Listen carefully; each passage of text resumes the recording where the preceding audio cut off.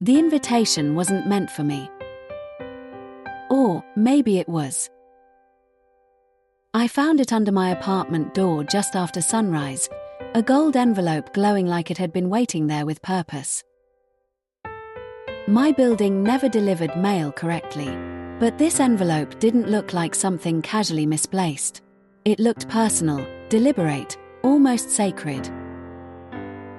I crouched down to pick it up, feeling the weight of it. Not just paper. Expectation. When I flipped it over, the handwriting nearly stole the air from my lungs. Elias and Haley, you are forever invited. My name. And his.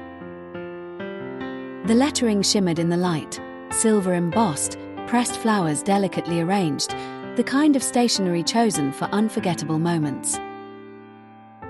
But the part that made my heartbeat stumble was the address printed below. My address. A soft shock spread through me. Someone in this building was getting engaged. To me. I tore the envelope open, breath held tight. Inside lay a handcrafted card, thick and luxurious, smelling faintly like cedarwood and warm vanilla. His scent, I realized in a strange, dizzy moment. And then I read the message. You said yes before you even knew you would. Meet me tonight at 7. Rooftop. E. Only one person in my world signed with a single letter. Elias Gray.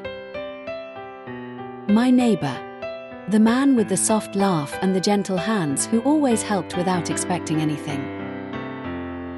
He'd moved in 6 months ago, and somehow in that short time, he'd woven himself into the quiet spaces of my life. Simple, effortless, impossible to ignore. He brought me my mail when the mailbox jammed. Saved me from a kitchen fire that was really just a smoking toaster.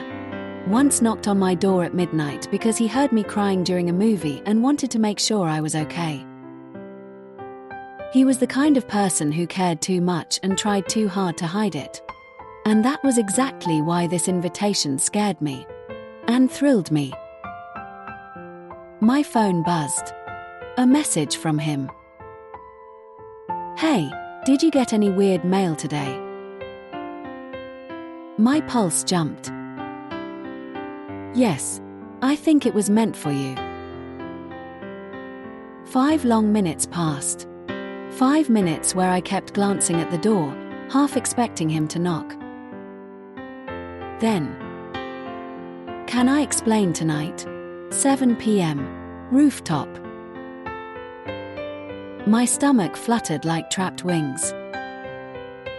The entire hour before 7 felt unreal, like I was floating through a dream I didn't fully understand. I changed outfits 3 times. None felt right. Everything felt too intentional, or not intentional enough. By the time I finally stepped onto the rooftop, I forgot how to breathe. Warm lanterns lined the edges of the rooftop, flickering like soft little heartbeats. Fairy lights tangled above us like glowing vines. A small table sat in the center, with 2 chairs, a bouquet of soft pink flowers, and sparkling cider chilling in a bucket coated in dew. It looked like a scene from a romance movie, one where the audience already knows the 2 characters are meant to fall in love. And he stood there. Elias. He turned toward me slowly, and when his eyes landed on mine, something lit up in them. Relief, wonder, maybe even fear. You came, he said quietly, like it was the greatest gift he'd been hoping for. You told me to, I replied, trying to keep my voice steady. I hoped you would, he breathed. I folded my arms. Explain. He stepped closer, holding a completely different envelope. White, plain, trembling slightly in his fingers. This one was meant for you. I opened it and found a simple card inside. No flowers. No gold. No fancy writing. Just 7 words. Written in careful, nervous handwriting. Will you go on a date with me?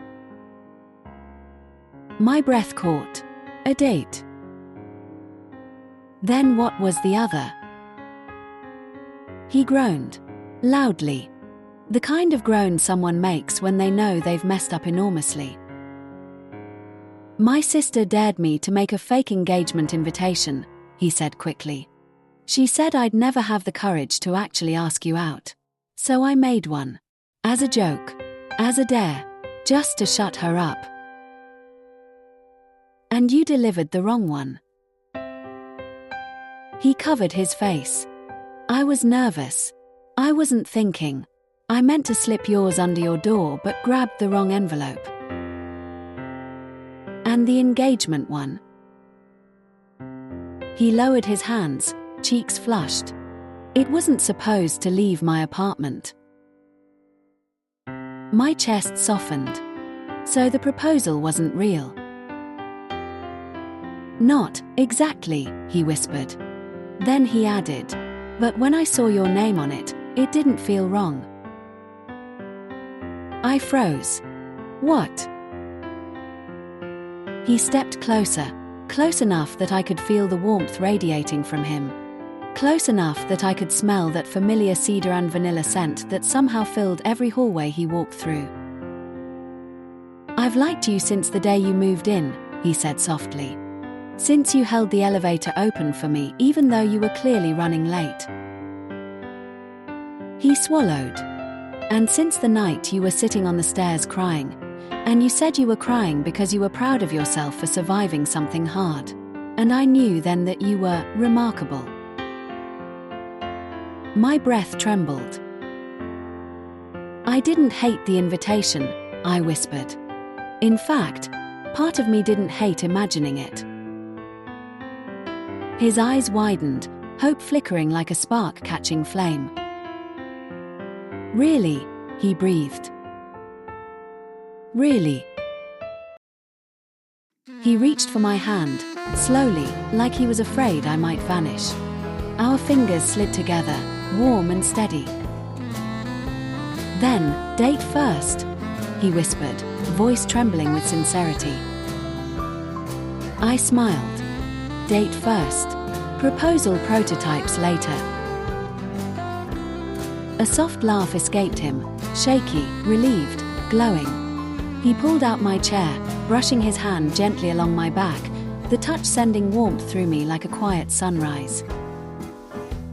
We sat, and the night wrapped around us like a blessing. The lights twinkled. The breeze carried soft music across the rooftop. And the world below blurred into something distant and unimportant.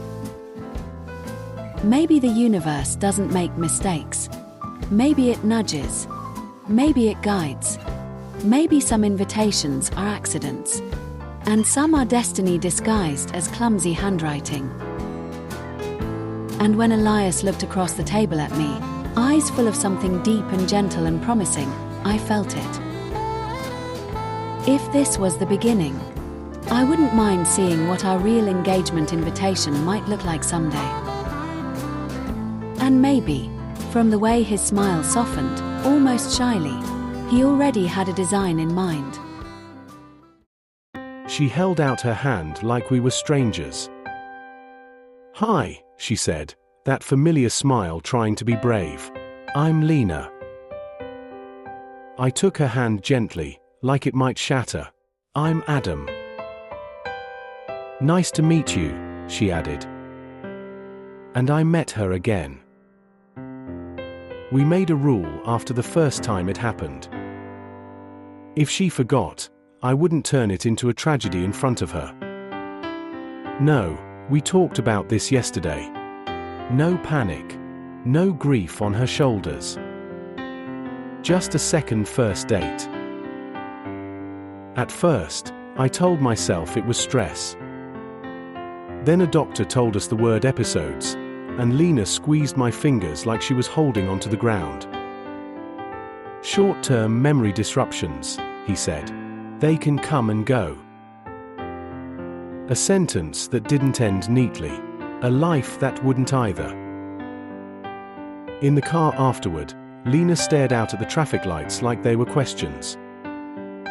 "If I forget," she whispered, "promise you won't make me feel stupid." "I promise," I said. "And promise you'll still choose me." My voice cracked. "I'll choose you in every version." So we built a soft landing. A diner with cracked red booths where we had our first date. A bookstore on Maple that smelled like cinnamon tea. A bench by the river where the city sounded quieter. And a note in my phone titled Lena, in all caps, in case I ever needed to read it to her with steady hands. "If you're reading this, it began, you're safe. The man with warm eyes is Adam. He's not a stranger. His home." We started carrying little anchors. A card in her wallet, written in her own handwriting so she'd believe it before she believed me. "If you're scared," it read, "breathe in for 4, out for 6. You are loved." My name is Lena. His name is Adam. He makes terrible puns and the best grilled cheese. If he's here, you're safe. Let him help. On good days, she'd add a new line like it was a joke only we understood. He kisses my forehead when I'm thinking too hard. He always orders extra pickles. Don't judge him. And at the bottom, in slightly messier ink, if he asks you on a date, say yes. We also made a memory jar on the kitchen table. Every night, one note each, one sentence about the day, folded small. Sometimes it was dramatic. Today you looked at me like I was the answer. Sometimes it was ordinary. We laughed at a dog in a tiny sweater. And sometimes Lena's note was just, "I remembered. Thank you." Once, a stranger at the diner mistook us for a new couple. "First date?" she asked, smiling at Lena. Lena glanced at me, confused for half a second, then she saw my face and something clicked. She leaned in, playful. "Second," she said. "He's trying to impress me again." I laughed too hard, relief turning my ribs into light. "Is it working?" the woman asked. Lena looked at me like I was a secret she wanted to keep. "Yeah," she said softly. "He's kind of impossible not to love." The night before our anniversary, Lena had one of her clearest days in weeks. She sat cross-legged on the living room rug with my phone, insisting on recording something. "For later," she said, tapping the screen. "For me. For you." Her voice on the recording came out steady, like she was building a bridge out of sound. "Hi, future me," she said. "If you're listening, you're probably scared. But you're still you. And you're still loved. Adam is not a stranger, he's your choice. Even if you don't remember why, you trusted him with your soft parts on purpose." Then she smiled at me over the phone, eyes shining. "And if he's asking you out again," she whispered into the intimacy, "say yes. Always yes." Some days she remembered everything and teased me. "Sorry," she'd grin, "no first date today." Other days, the world slipped a few hours out from under her, and she'd look at me with fear so quiet it was worse than shouting. It happened once in the grocery store. She stopped mid-aisle, eyes searching the shelves like an exit. "Adam," she said, testing the name. "Yes," I answered, calm on the outside, shaking inside. "Why am I here?" "We're shopping," I said, lowering my voice like softness could be a shield. "And we're okay." Her hand gripped the cart. "Did I forget something?" "You forgot time," I told her. Not me. That night, while I cooked, she sat on the counter, watching me like she was trying to memorize the shape of my care. "Do you ever get tired of this?" she asked. I turned off the stove, because she deserved the full truth. "I get tired," I said, "but not of you." Her chin trembled. "I hate that you have to keep meeting me." I rested my forehead against hers. "Lena, you're not a burden. You're my person." Then I smiled, because she needed it. "Also, you flirt better every time." She laughed through tears. "That's because I don't remember how embarrassing I am." "Perfect," I whispered. "I get to fall for you fresh." On our anniversary, I rented the small back room of the Maple bookstore. Fairy lights, 2 milkshakes, and ribbons strung across the shelves with photos clipped along it. Messy, real photos, the kind that prove love lived here. Under each photo, one sentence. Not poetry, evidence. "Here is the day you taught me to slow down. Here is the day you forgave yourself. Here is the day you were scared, and I stayed." When Lena walked in, her hand flew to her mouth. "Adam." "I made it for us," I said. "A place we can come back to." She moved from photo to photo, eyes shining, fingertips careful. Then she turned, voice small. "What if someday I walk in and I don't know any of this?" I held her hands tighter. "Then we start here," I said. "And I tell you our story until you feel safe again." "And if you get tired?" she asked. "I'll rest," I said. "And then I'll choose you again." She shook her head, tears falling. "I don't want to steal your life." "You're not stealing anything," I said. "You're sharing it with me." That's when I finally understood. We were already doing the hardest, truest part of marriage. Not rings, not ceremonies, the daily decision. So I didn't wait for perfect timing. Perfect timing had never met us. I pulled a blank Polaroid from my pocket and placed it in her palm. "What's this?" she asked. "The next chapter," I said. "Not pictured yet."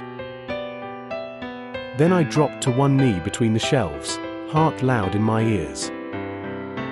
"Lena," I said, "I can't promise life will be easy. I can promise I'll be your calm, your reminder, your safe place. And if we have to fall in love 1,000 times, I'm in. Will you marry me?" For one breath, she froze, then her laugh burst out, bright and real. "Yes," she said. "Yes, yes, yes." I slid the ring onto her finger, and she stared at it like it was a lighthouse. Then she touched my cheek and said softly, "Hi, I'm Lena." And my chest ached with love and relief all at once. "Hi," I answered, smiling through tears. "I'm Adam." She swallowed. "I think I'm falling for you." "Me too," I whispered. "Nice to meet you." We snapped the blank Polaroid right there. Flash. Fairy lights. Our faces too close, like we were trying to memorize each other with our bodies. I wrote under it, slow and clear, "Here is the day we chose each other on purpose."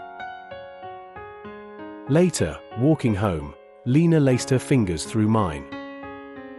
"If I forget tomorrow," she said, "will you still kiss me like that?" I kissed her knuckles. "Tomorrow I'll ask you on a date," I promised. "And you'll say yes." and I'll fall in love again. If this story made you feel something warm, come back to Lovin' Us for more. Like and subscribe, and stay for the next chapter. I was already late when the storm rolled in.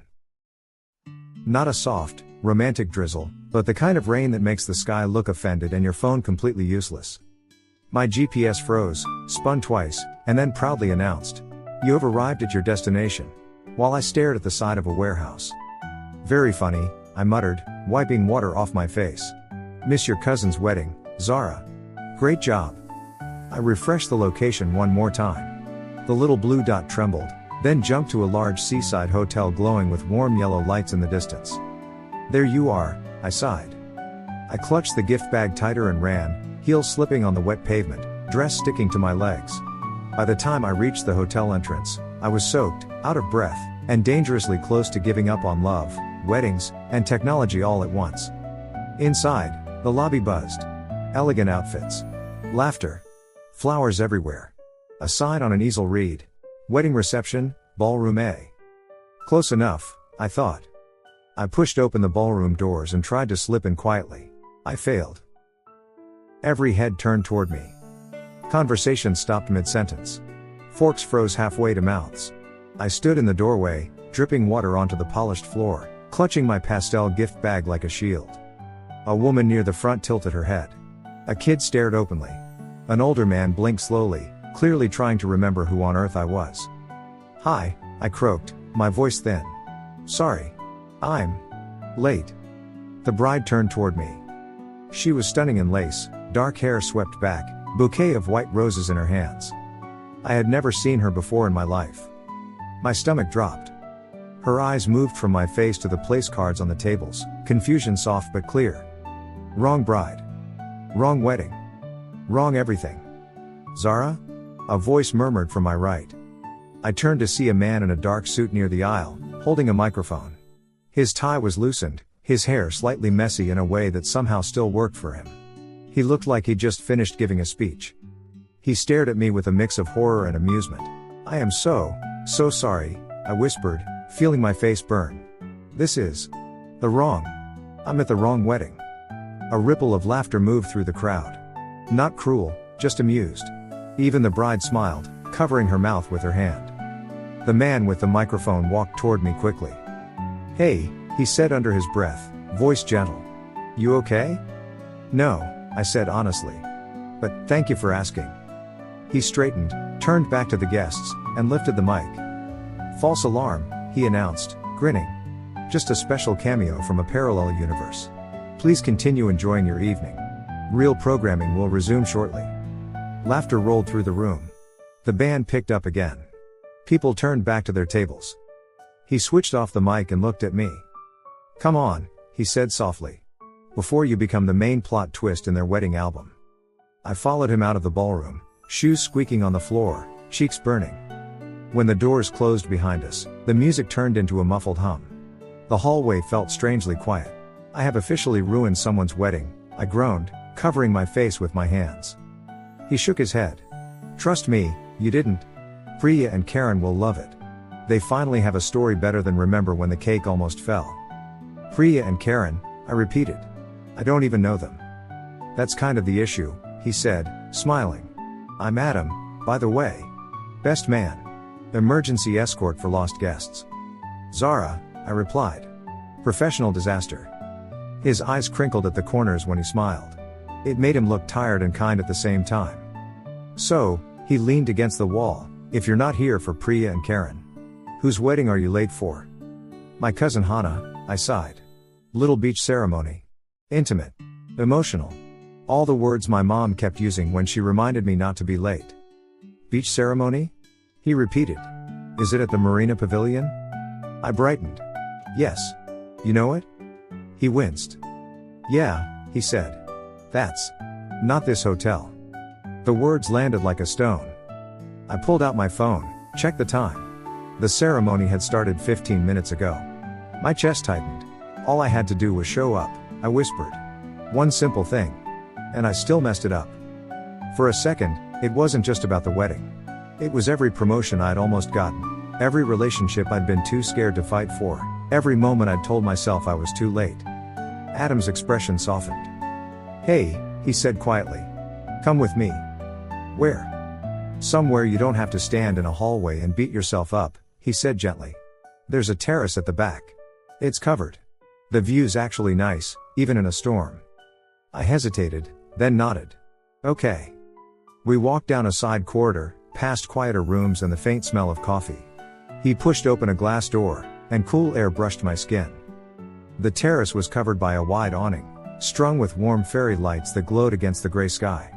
Beyond the railing, the ocean roared, waves crashing against rocks. Rain fell just beyond the shelter, a silver curtain between us and the storm. Adam pulled out a chair at a small table. "Sit," he said. "You've earned it." I sat, placing the slightly crushed gift bag in my lap. "So," he said lightly, taking the seat across from me, "on a scale of 1 to 10, how much do you hate weddings right now?" I let out a weak laugh. "Somewhere between please let me disappear and I'm moving to another country." "Ah," he nodded. "The classic spectrum." I toyed with the ribbon on the bag. "I really wanted to be there for Hannah," I said softly. "We grew up together. She always said I'd be the chaotic cousin in the back row, showing up late and crying too much." "And now?" he asked. "I didn't just show up late," I whispered. "I showed up at the wrong love story." He watched me quietly. The sound of the waves and the distant music blended into a soft background. "Can I tell you something?" he asked. "Sure." "I was almost late to this wedding," he said. "And I'm the groom's best friend." I raised an eyebrow. "Seriously?" "Oh yeah," he nodded. "Got stuck behind a truck full of chairs." I sat there thinking, if I miss this, he will never forgive me. "And?" I asked. And then I realized, he shrugged, the only thing worse than being late was not showing up at all. I leaned back. "I did show up," I said quietly. "Just not where I was supposed to." He tilted his head. "Maybe tonight," he said, "you were supposed to be here." "To crash a stranger's wedding?" I asked. "To sit on this terrace," he corrected, "and not be alone while your GPS ruins your reputation." Despite myself, I smiled. "You're very philosophical for a best man." "It's in the job description," he replied. "Make a speech. Keep the ring safe. Talk strangers off emotional ledges." A breeze blew a bit of mist under the awning. I shivered. "Cold?" he asked. "A little." He shrugged off his suit jacket and handed it to me. I slid it over my shoulders. It was warm, and it smelled faintly like cologne and something comforting I couldn't name. "Thank you," I said. "Anytime," he replied. "Though, realistically, probably just this time. I don't usually rescue soaked guests on balconies." We sat there a little longer, two almost strangers between a storm and a ballroom full of other people's promises. And I didn't know it yet, but that wrong wedding had just quietly rearranged the path of my life. 2 weeks later, life had gone back to its usual rhythm of emails, traffic, and half-finished coffee. Hannah sent me photos of her beach ceremony, sunlight on the water, her dress blowing in the wind, her smile so bright it almost erased my guilt. Almost. One rainy afternoon, I ducked into a cozy cafe near the waterfront. Warm lights, wooden tables, the smell of cinnamon and espresso. I ordered a latte and took a corner seat, pulling out my notebook. On a blank page, I wrote, "Stop being late to my own life." The bell over the door chimed. I didn't look up until I heard a very familiar voice say, "Careful with those chairs, I have history." My heart stuttered. I glanced up. Adam stood near the entrance, camera bag slung over his shoulder, laughing with the barista who was dragging extra chairs across the floor. Of all the cafes in the city, he picked this one. He hadn't seen me yet. Then he turned, and his eyes found mine. He froze for half a second, then smiled like he'd just spotted something he didn't know he was hoping to see. "My favorite wrong wedding guest," he said, walking over. "My favorite emergency escort," I replied. He dropped the camera bag onto the chair opposite me. "Zara, right? You remembered," I said. "Hard to forget someone who steals the whole reception," he teased. "Mind if I sit?" "Please." He slid into the seat. The cafe sound wrapped around us, soft music, low conversations, the hiss of milk steaming. "So," he asked, "did you ever make it to the right wedding?" "Sort of," I said. "I missed the ceremony, But I made it to the party the next day. My mom is still using it as a cautionary tale. Every family needs one legend, he smiled. You've done your duty. I nodded toward his camera. Working? Engagement party upstairs, he said. I'm actually early today. Personal growth. Does photographing love all the time make you more romantic or more cynical? I asked. He thought for a second. Both, he admitted. The planning and stress? That part is chaos. But the small things. Those get me. Like what? I asked. Like when the bride thinks no one's watching and wipes a smudge off the groom's face, he said. Or when the groom whispers you look beautiful and you can hear his voice shake. Those moments feel real. They make the rest of it worth it. You sound like someone who still believes in love, I said softly. He shrugged, a little shy. I do. I just haven't been on the other side of the camera yet. His gaze drifted to my notebook. And you? He said. Still feeling late to everything? I'm trying not to, I admitted. It's just hard not to feel like everyone else is ahead. In careers. In relationships. In knowing what they're doing. He was quiet for a beat, then leaned in slightly. Can I try something bold? He asked. I smiled nervously. Go on. After I finish upstairs, he said, would you stay? There's a little place by the marina that does great food. We could walk there together. No GPS. Just two people picking the same destination on purpose. My pulse kicked up. You're asking me out? I said. I am, he replied. Not as the girl who crashed a wedding. As the woman who thought she was late to everything. But might be exactly on time with me. For once, I didn't overthink. I didn't look at the time or make a joke to deflect. Okay, I said. I'll stay. His relief showed in the way his shoulders relaxed, in the way his smile softened. Then I'll be back, he said. Guard my table. He headed upstairs with his camera, and I sat there with my latte and my racing heart, staring at the words at the top of my page. Stop being late to my own life. Time moved differently after that. Not slow, not fast. Just steady. I watched rain on the windows, listened to the clink of cups, imagined what dinner with him might feel like. When he finally came down, his sleeves were pushed up, his hair a little messier, and his first smile was for me. You stayed, he said. I did, I smiled. He held out a hand, a little shy but sure. Ready? For dinner? I teased. For whatever this is, he replied. We stepped out into the evening.